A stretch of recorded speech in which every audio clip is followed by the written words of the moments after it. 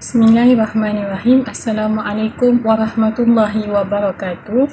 Saya Aida Syakina binti Muhammad Nur daripada kelas Pendidikan Islam 6 daripada kursus PIMK 3163 Profesional Guru Pendidikan Islam dan Dakwah, ingin membentangkan berkaitan dengan sasiah tokoh ilmuwan Islam dalam pendidikan yang berteraskan kepada the big idea, iaitu TBI, guru berkualiti, inspirasi generasi madani. Berdasarkan 3 tokoh ilmuwan Islam yang ingin saya perkenalkan, yang pertama adalah Ibnu Sahnun, yang kedua Imam Al-Qabisi, dan yang ketiga Ibnu Hajar Al-Haytami. Pertama sekali iaitu Ibnu Sahnun. Nama beliau adalah Abu Abdullah Muhammad bin Abi Said Sahnun atau lebih dikenali sebagai Ibnu Sahnun.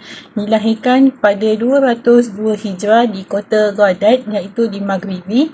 Guru beliau ialah Musa bin Muawiyah Al-Samanihi, Abdul Aziz bin Yahya Al-Madani, Abdullah bin Abi Hisan Al-Yahsabi, dan ramai lagi ilmuwan dan ulama terkenal berdasarkan kajian Gamal 2003. Manakala bagi tokoh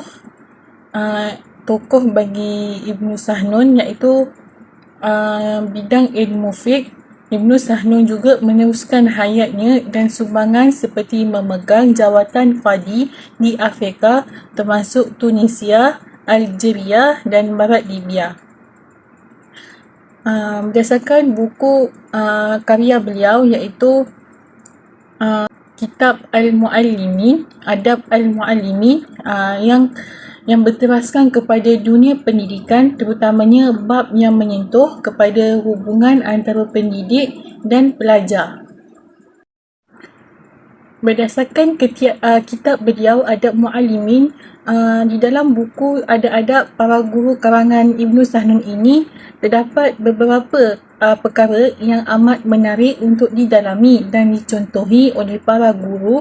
Antaranya adalah ciri-ciri sahsia mulia seorang guru, iaitu ikhlas, bertakwa, adil, menepati masa, prihatin, amanah dan bertanggungjawab.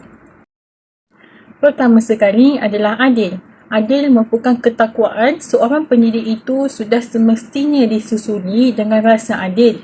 Para pendidik yang bertakwa akan sentiasa melaksanakan tugas pendidikan itu dengan penuh keadilan. Dan hal ini kerana seorang insan apabila dia mempunyai rasa takwa di dalam dirinya, maka segala tugas akan dilaksanakan pasti akan berdasarkan paksi kebenaran. Merujuk kepada yang diperjelaskan oleh Ibnu Sahnun dalam bab perlakuan adil kepada murid, dari Anas bin Malik, ia berkata, Rasulullah SAW, pendidik iaitu muaddik, mana sahaja yang menangani pendidikan 3 orang kecil dari umat ini, lalu tidak mengajar mereka secara sama, yang fakir bersama yang kaya di antara mereka, dan yang kaya bersama yang fakir di antara mereka, kelak pada hari kiamat ia akan digiring bersama para pengkhianat. Kemudian beliau mengatakan kepada Musa, dari Fudail bin Iyad, dari Lais, dari Al-Hasan, beliau berkata, jika telah ditetapkan iaitu bahagian upah seorang guru, lalu ia tidak bersikap adil di antara mereka, yakni anak-anak didiknya, maka ia dicatat termasuk daripada golongan-golongan yang zalim. Daripada Ibnu Sahnun, kitab beliau muka surat 355. Yang kedua, dalam kitab Ibnu Sahnun menegaskan berkaitan dengan takwa. Kemudian Ibnu Sahnun meletakkan ciri yang penting di dalam diri seorang pendidik, dan perkataan takwa itu berasal daripada perkataan wiqayah yang bermaksud memelihara. Masuk kepada pemeliharaan itu adalah memelihara hubungan baik dengan Allah Subhanahu Wa Taala, memelihara daripada sesuatu yang dilarangnya, melaksanakan segala perintahnya dan meninggalkan segala larangannya. Ia juga boleh difahami sebagai memelihara diri daripada segala larangan Allah sebagaimana merujuk ayat suci Al-Quran yang bermaksud, dan bertakwalah dan janganlah kamu bertolong-tolongan pada melakukan dosa dan pencerobohan, dan bertakwalah kepada Allah kerana kerana sesungguhnya Allah Maha berazab siksanya bagi sesiapa yang melanggar perintahnya, daripada surah Al-Ma'idah ayat 2. Firman Allah Subhanahu Wa Taala yang bermaksud, sesungguhnya sebaik-baik bekal itu ialah takwa, memelihara diri, iaitu dari keaiban meminta sedekah, dan bertakwalah kepadaku wahai orang-orang yang berakal, iaitu yang dapat memikir dan memahaminya, daripada surah Al-Baqarah ayat 197. Jelaslah bahawa apabila dikaitkan dengan akhlak yang mulia, ini dapat difahami bahawa seorang pendidik yang misali akan sentiasa melakukan perkara yang disuruh oleh Allah, menjaga segala tata tertib dalam agama, dan mampu memelihara diri daripada segala jenis kerosakan agama. Apabila diamati perkara ini dalam tulisan Ibnu Sahnun, dapatlah kita diselusuri bahawa beliau menjadikan takwa itu sebagai kunci utama bagi seorang pendidik. Di dalam buku ini, Ibnu Sahnun menjelaskan bahawa tanggungjawab guru mendidik para pelajar untuk melaksanakan segala perintah Allah, dan sudah semestinya guru tersebut perlulah melaksanakan perkara-perkara yang diarahkan dan menjadi contoh teladan kepada murid, ataupun menjadi role model kepada murid. Elemen yang ketiga adalah ikhlas. Ibnu Sahnun menjelaskan bahawa seseorang guru perlulah ikhlas dalam melaksanakan tugas, dan tidak mengungkit atau meminta-minta ganjaran terhadap ilmu yang telah diberikan, sehingga kan dalam kitab Adab Mu'allim, Ibnu Sahnun menjelaskan keikhlasan pendidik itu sampai ke tahap tidak mengharapkan apa-apa balasan terhadap ilmu yang diberikan kepada murid. Beliau berkata kepada saya, hal ini berlaku jika guru itu mengajar dengan upah yang tertentu, iaitu yang diterima setiap bulan atau setiap tahun. Adapun jika dia mengajar tanpa mensyaratkan upah, jika diberi maka dia terima, dan jika tidak diberi maka tidak meminta apa-apa, maka ia boleh melakukan apa-apa sahaja yang dikehendakinya. Berdasarkan kitab Adab Mu'allim Ibnu Sahnun, muka surat 357. Apabila kita berkaitan dengan ikhlas, sekiranya kita sebagai guru pendidikan Islam ini, bila kita tak ikhlas, gaji yang kita terima setiap bulan tu, kita takkan cakap ini hasil aku bekerja selama sebulan, ini adalah duit aku, jadi aku tak boleh berkongsi apa-apa. Jadi untuk kita mengikhlaskan diri kita, apa yang kerja yang kita lakukan, kita bersedekah. Bila kita bersedekah, kita ikhlas, dan sebahagian daripada duit gaji kita itu kita ikhlas untuk bersedekah atau memberikan kepada orang lain. Yang keempat adalah menempati masa. Selain daripada ciri-ciri seorang pendidik yang berakhlak mulia ialah menempati masa. Hal ini kerana guru dapat menyusun masa dan melaksanakan tugas mengikut ketetapan waktu. Pendidik juga tidak boleh sewenang-wenangnya menjalankan tugas mengikut keselesaan mereka. Namun, proses pembelajaran hendaklah dilakukan pada waktu yang telah ditetapkan oleh guru. Oleh itu, pendidik hendaklah sentiasa menempati masa. Berdasarkan kitab Mu'allim, Adab Mu'allim, Ibnu Sahnun berkata, hendaklah ia menjadikan pelajaran baca tulis dimulai pada waktu duha sampai mereka pulang. Tidak masalah bila ia mengatur mereka saling mengulang kaji satu sama lain, sebab hal itu bermanfaat kepada mereka. Hendaklah ia memeriksa ulang kaji yang mereka lakukan itu. Dan hendaklah ia mengajarkan kepada mereka solat-solat sunnah seperti 2 rakaat sebelum subuh, witir, solat 2 hari raya, istisqa dan khusyuk, sehingga dia dapat mengajari mereka agama yang akan dipergunakan untuk mengabdikan diri kepada Allah, juga sunnah-sunnah Nabi mereka. Jelas kat sini bahawa kita sebagai guru pendidikan Islam, kita sentiasa mendapati masa. Sebagai contoh, kelas kita mula 12 pukul 10 pagi. Kita haruslah datang lebih awal daripada pukul 10. Contohnya, kita datang pukul 9.50 ataupun 9.55 dan secara tidak langsung ia membuktikan bahawa kita ni bersedia untuk mengajar, untuk memberikan ilmu Allah kepada murid, untuk berkongsi kepada murid. Dan kita sebagai guru pendidikan Islam, dalam buku teks pun ada mengajarkan berkaitan dengan solat-solat sunat yang boleh diaplikasikan kepada murid. Yang kelima adalah prihatin. Ibn Sahnun menjelaskan bahawa seorang pendidik itu hendaklah mempunyai sifat yang prihatin terhadap pelajarnya, kerana daripada sifat prihatin itu timbul rasanya kasih sayang yang diwujudkan dalam seorang pendidik terhadap anak didiknya. Maka pendidik akan mudah untuk membina hubungan yang harmoni bersama pelajar. Apabila hubungan yang harmoni dapat dibina, maka guru akan sentiasa prihatin kepada murid. Rasa prihatin ini melingkupi kepada cakna dengan tidak tanduk pelajar, mengawasi tingkah laku, memberikan sokongan dan pemantauan yang secukupnya. Dan perkara ini banyak dikatakan dalam kitab Ibn Sahnun. Antaranya adalah hendaklah guru sendiri yang memerhatikan murid-murid pada saat kepulangan mereka dan memberitahukan kepada orang tua mereka bahawa mereka tidak datang. Maksudnya kat sini, sebagai contoh, bila kita kat sekolah, kita akan menyambut kedatangan murid dan kita akan tunggu murid untuk balik ke pangkuan ibu bapa mereka. Sekiranya murid tidak datang ke sekolah, iaitu ponting, kita boleh bagi tahu kepada ibu bapa bahawa anak mereka tidak datang ke sekolah. Dan beliau berkata, hendaklah seorang guru selalu bersungguh-sungguh dan sepenuhnya mencurahkan perhatian kepada murid-muridnya.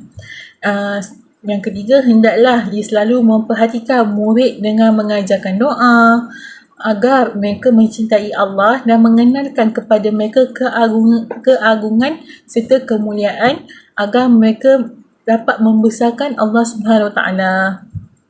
Dan yang keempat, guru tidak boleh sibuk sendiri dengan tidak merhatikan murid kecuali pada waktu-waktu tertentu, di mana dia tidak melalaikan mereka di saat itu. Namun tidak ada masalah bila dia bercakap sementara pada saat bersamaan dia melihat atau memperhatikan mereka. Maksudnya kat sini, kita jangan lalai kepada murid. Kita kena sentiasa memerhatikan murid. Kita kena kena mengawasi dia dengan tingkah laku. Bila mereka buat salah, kita kena tegur. Maksudnya, kat sini kita prihatin dengan pelajar. Yang terakhir, yang keenam adalah amanah dan tanggungjawab. Ibn Sahnun meletakkan ciri-ciri amanah dan tanggungjawab bagi para pendidik kerana ibu bapa memberi kepercayaan kepada guru dan mereka hendaklah menerima anak-anak mereka ni sebagai amanah yang besar, dan guru hendaklah melaksanakan tanggungjawab yang diberikan dengan sepenuhnya. Ini dijelaskan daripada kitab Ibn Sahnun. Beliau berkata, hendaklah seorang guru selalu bersungguh-sungguh dan sepenuh hati mencurahkan perhatian kepada murid-muridnya.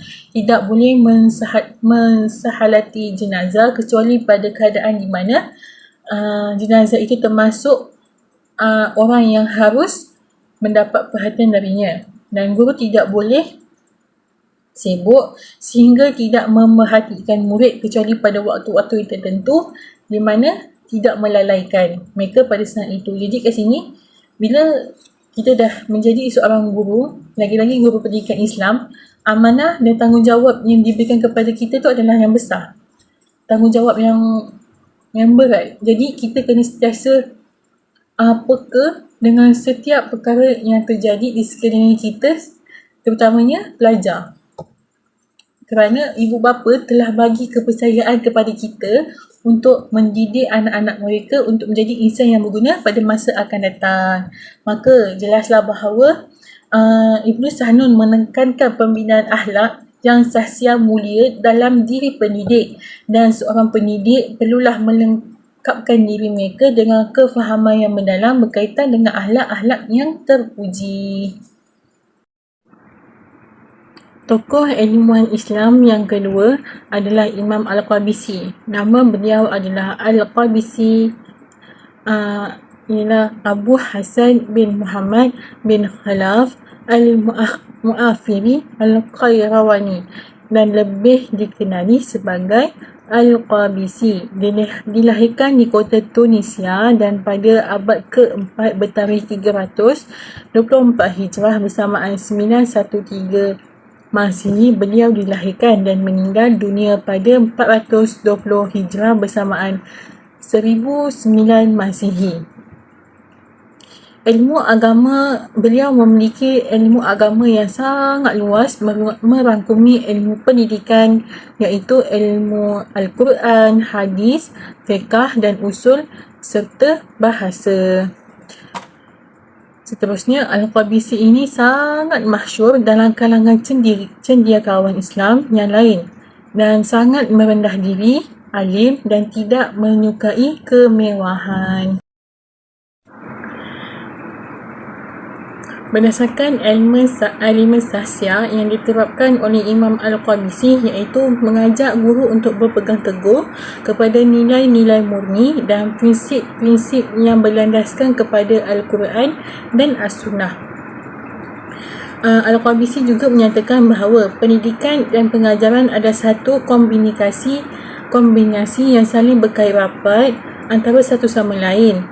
Mula-mula keluargalah wajib menerapkan nilai-nilai pendidikan sahsia, kemudian institusi pendidikan dan akhir sekali masyarakat dan seluruhnya. Okey. Jika anak-anak melakukan kesilapan atau melakukan apa-apa yang buruk, itu disebabkan oleh masalah sistem kekeluargaan yang tidak mengabaikan tanggungjawab dan peranan mereka untuk menerapkan amalan yang baik. Anak-anak yang telah terpesong daripada melaksanakan ajaran agama, maka mereka perlu diberikan hukuman dan peringatan yang setimpal dengan perbuatan itu. Bagi menghuraikan isu sebuah pelaksanaan kurikulum pendidikan, Syams Ad-Din 1990 sebagaimana yang diperjelaskan oleh pemikiran Al-Qabisi 1955 telah mengklasifikasikan kaedah pedagogikal kepada dua bentuk ilmu, iaitu ilmu dasar iaitu ijbari dan ilmu yang bukan dasar atau yang lebih dikenali kepada ikhtiari. Ilmu ijbari merangkumi kepada Al-Quran, iaitu Al-Quran yang menjadi subjek yang wajib untuk dipelajari oleh setiap anak-anak di sekolah. Yang kedua, Al-Fiqh. Ilmu fiqh yang dikatakan oleh Al-Qabisi adalah mengenai asas-asas hukum Islam yang perlu diketahui oleh setiap murid agar dapat melaksanakan perintah Allah dan Rasulnya dengan sebaik-baiknya. Setiap guru wajib meletakkan amalan solat sebagai amalan pertama ketika mereka berumur 6 ataupun 7 tahun. Yang ketiga adalah moral. Ilmu moral sangat signifikan yang perlu diterapkan dalam diri anak-anak kerana setiap manusia wajib berhubung baik sesama manusia, sesama makhluk dan Allah Subhanahu Wa Taala. Pelajar juga perlu dilatih dengan perbuatan sikap yang baik sejak kecil agar dapat diarahkan tingkah laku berkenaan dengan jalan yang benar.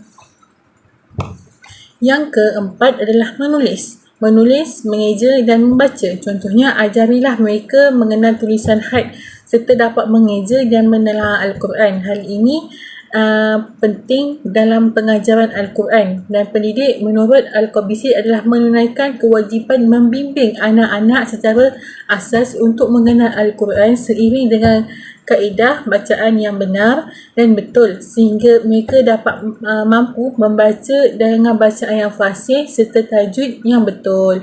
Yang terakhir adalah bahasa. Contoh yang diberikan Al-Qabisi adalah bahasa Arab yang menetapkan asas ilmu praktikal dan aspek pemahaman untuk mencapai matlamat yang bersangkut paut agar mereka dapat memahami dan membaca sesuatu teks bahasa asing dengan lebih tepat dan bebas daripada kesalahan. Manakala ilmu ikhtiari iaitu ilmu pengiraan atau hisab, iaitu Al-Qabisi tidak membiarkan mana-mana pendidik untuk mengajar subjek hisab, tetapi guru perlu mengajar untuk mengajar dan meletakkan ia sebagai pilihan murid. Ilmu hisab kerana ia berkait rapat dengan kepentingan keagamaan, kerana mempelajari akan membantu untuk memahami dengan lebih mendalam ilmu-ilmu pembahagian pusaka iaitu ilmu faraid. Tokoh ilmuwan Islam yang ketiga adalah Ibnu Hajar Al-Haytami. Nama beliau adalah Ahmad bin Muhammad Badr ad-Din bin Muhammad Syams ad-Din bin Ali Nur ad-Din bin Hajar Al-Haytami, dan beliau lebih dikenali sebagai Ibnu Hajar Al-Haytami.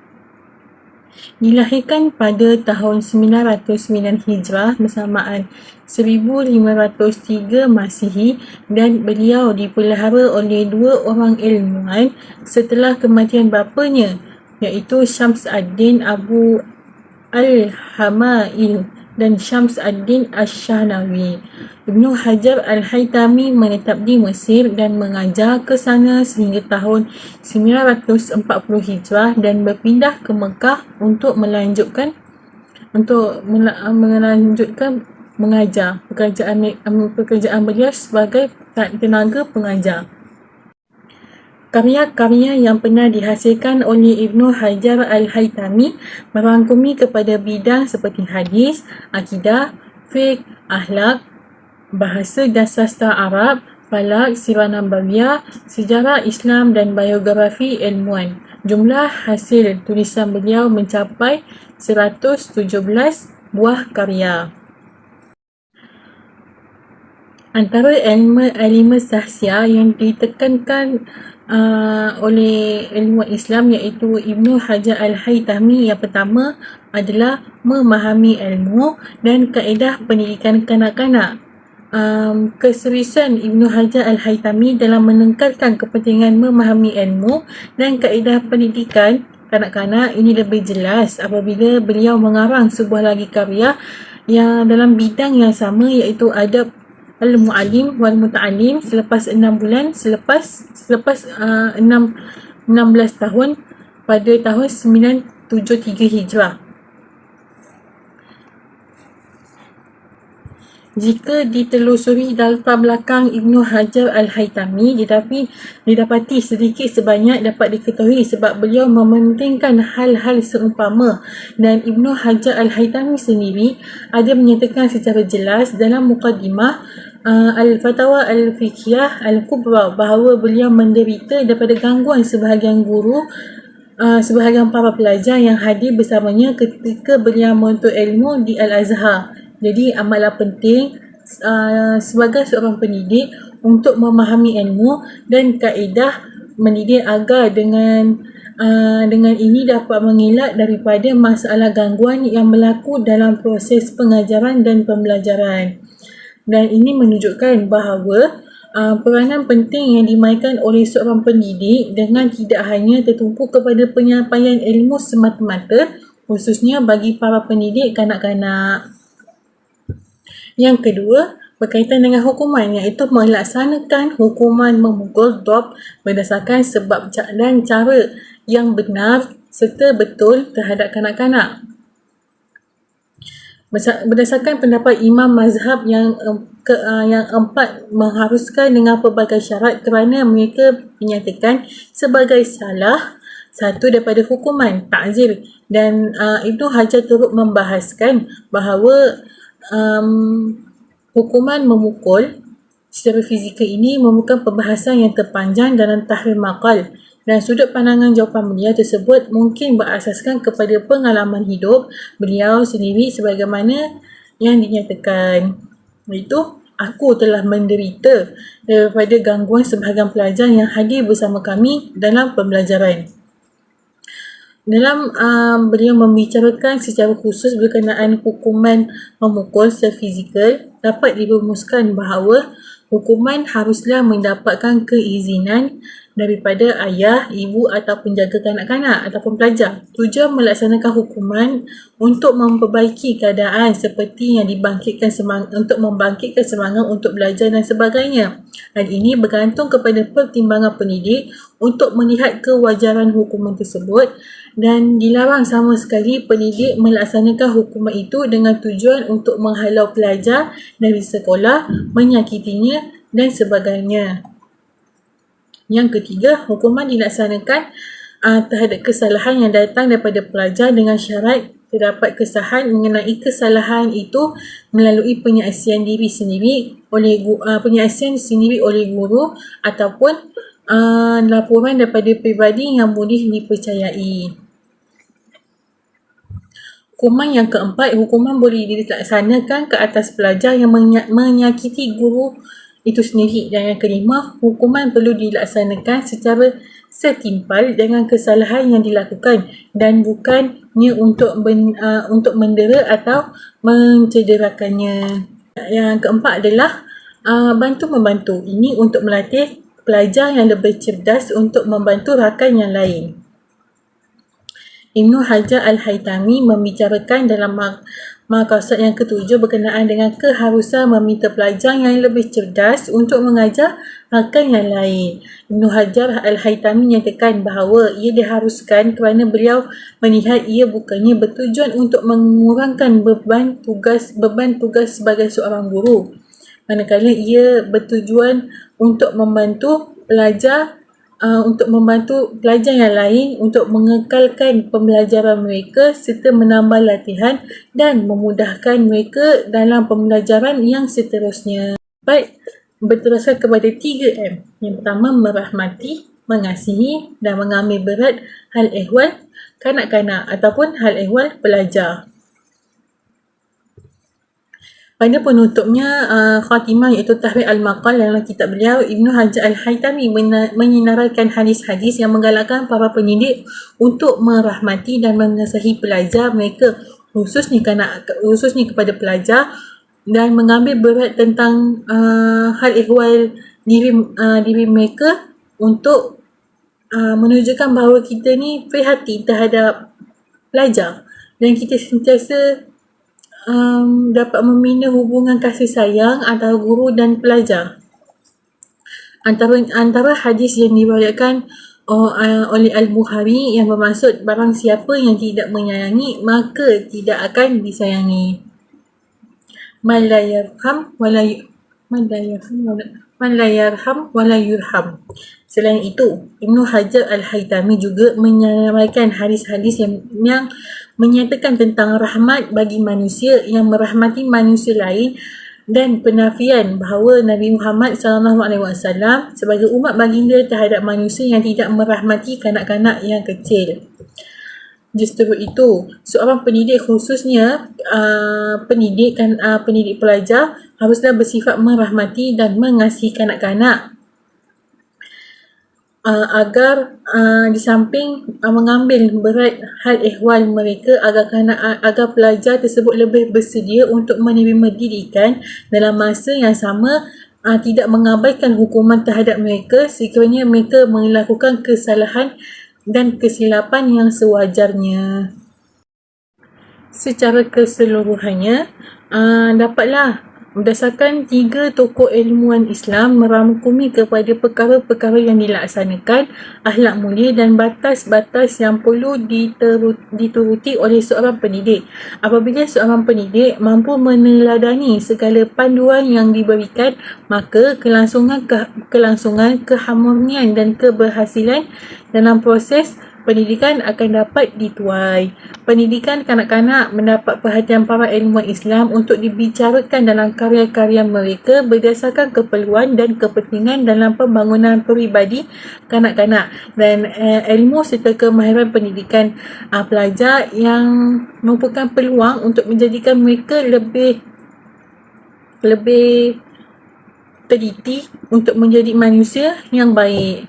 Maka, sejak dasar pendidikan mestilah mudah dipraktikkan di institusi pendidikan masa kini dan akan datang untuk mewujudkan guru yang berkualiti, inspirasi generasi madani.